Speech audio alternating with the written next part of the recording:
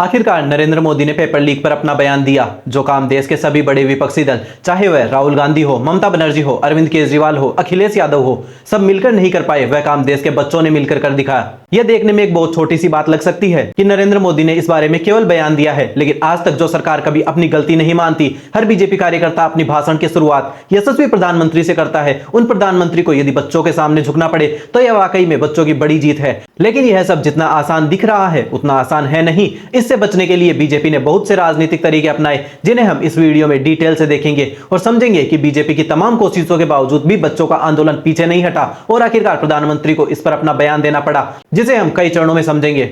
हालांकि प्रधानमंत्री ने अभी तक धर्मेंद्र प्रधान के इस्तीफे के बारे में कुछ साफ बात नहीं कही, लेकिन फिर भी जो एनडीए की सरकार यह कहती है कि हमारी पार्टी को इस्तीफा देने की जरूरत नहीं है क्योंकि हमारी पार्टी में सभी ईमानदार नेता है, उस पार्टी को यदि बैकफुट पर जाना पड़े तो यह वाकई में एक बड़ी जीत होगी।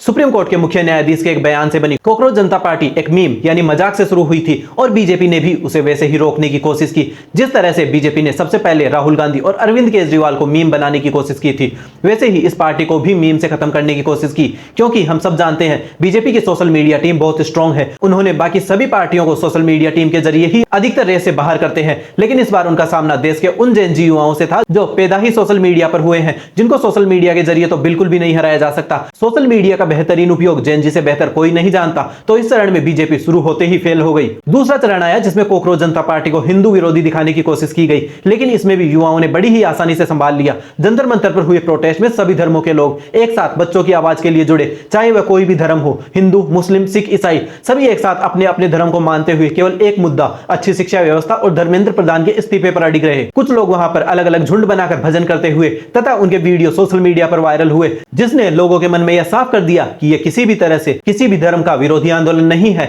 यह केवल शिक्षा व्यवस्था के लिए किया जा रहा है। अगली चाल में कॉकरोच पार्टी को देशद्रोही साबित करने की कोशिश की गई, जो अक्सर होता है। मेन स्ट्रीम मीडिया चैनलों पर बार बार यह चलाया गया और लोगों को यह दिखाया गया कि इस प्रोटेस्ट को चीन और पाकिस्तान से फंडिंग मिल रही है। कई बड़े न्यूज चैनलों ने भी इस बात को दिखाया और प्रोटेस्ट के बारे में कहा गया कि यह प्रोटेस्ट भारत में नेपाल और बांग्लादेश की तरह तख्ता पलट करने के लिए किया जा रहा है, जिसके लिए उन्होंने कई पत्थरबाजी करते हुए और टूटी हुई गाड़ियों के क्लिप भी मीडिया ने टीवी चैनलों पर दिखाए, लेकिन इसका तोड़ भी युवाओं ने बड़ी ही आसानी से निकाल लिया। प्रोटेस्ट के भीतर भारत के आदर्श पुरुषों के नारे लगाते रहे, चाहे वह इनकलाब जिंदाबाद हो या भारत माता की जय हो या राष्ट्रगान हो। आदर्श लोगों की तस्वीरों के साथ साथ चाहे वह महात्मा गांधी हो या वीर शिवाजी या भगत सिंह हो इत्यादि उनकी किताबों के साथ वहां पहुंचे और हर युवा ने इस काम में भी सोशल मीडिया का बेहतरीन उपयोग किया। वहां पर पहुंचे हजारों युवाओं ने हर बात को अपने मोबाइल में रिकॉर्ड किया और हजारों रील सोशल मीडिया पर अपलोड कर लोगों को वहां की सच्चाई दिखाई और दिखाया कि यह आंदोलन किसी देश के विरोध में नहीं, देश को सुधारने के लिए किया जा रहा है। पूरे सोशल मीडिया पर इस दौरान सभी लोगों के मोबाइल फोन को इन्हीं तरह की वीडियो से भर दिया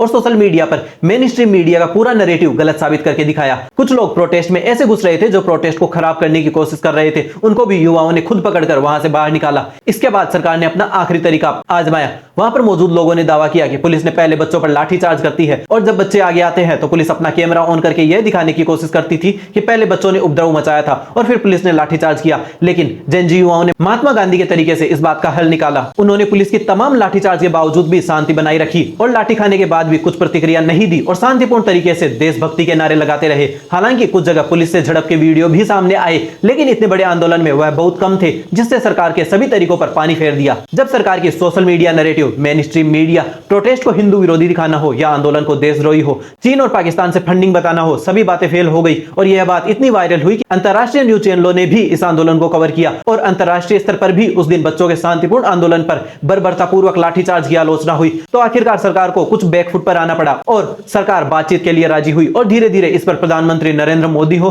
गृह मंत्री अमित शाह हो या बीजेपी के बड़े चेहरे जेपी नड्डा हो, मामले का ध्यान इस ओर खींचा। जो काम सभी विपक्षी दल नहीं कर पाए वह काम देश के जेन जी ने करके दिखाया। लेकिन इसके बाद भी एक बड़ा सवाल उठता है, पुलिस के बच्चों पर लाठीचार्ज के बाद भी जब एक व्यक्ति ने कोर्ट में याचिका दायर की और याचिकाकर्ता ने कहा कि उसके पास पुलिस की बर्बरता के सभी सबूत उपलब्ध है, इसके बावजूद भी जज ने कहा कि उनके पास वीडियो देखने के लिए टाइम नहीं है। यदि देश के न्यायालय के पास युवाओं की समस्या सुनने के लिए समय नहीं है तो देश के युवा जाएंगे कहां? किसी भी लोकतांत्रिक देश के 4 मुख्य आधार माने जाते हैं। पहला सरकार, जिनमें नेता आते हैं वह पहले से ही उनकी बात नहीं सुन रहे। दूसरा पुलिस प्रशासन, जिन्होंने बच्चों के साथ लाठीचार्ज कर बर्बरतापूर्वक व्यवहार इंतजार किया, तीसरी न्यायपालिका जिनके पास उनकी बात सुनने के लिए समय नहीं है, और चौथा मीडिया जिन्हें लोकतंत्र का चौथा स्तंभ कहा जाता है, वह तो पहले से ही सरकार की बातों में इतनी अंधी हो चुकी है कि बच्चों की कोई बात दिखाना नहीं चाहती। तो ऐसे में बच्चों के पास क्या रास्ता है? यह सरकार और प्रशासन, न्यायालय सभी के लिए एक सोचने लायक बात है। उम्मीद करते हैं कि सरकार इस बारे में कुछ सोचेगी और न केवल बयान देगी बल्कि बच्चों की मांगों पर उचित फैसला भी लेगी और धर्मेंद्र प्रधान के इस्तीफे के बारे में भी विचार करेगी। आज के लिए इतना ही। आज की वीडियो में हमने देखा कि किस तरह से सरकार ने युवाओं के साथ आंदोलन को खत्म करने के लिए कोशिश की, लेकिन युवाओं ने बड़ी समझदारी के साथ अपने आंदोलन को चलाया। आपके इस पर क्या विचार है? हमें कमेंट करके जरूर बताएं। तब तक के लिए इतना ही। जय हिंद, जय भारत।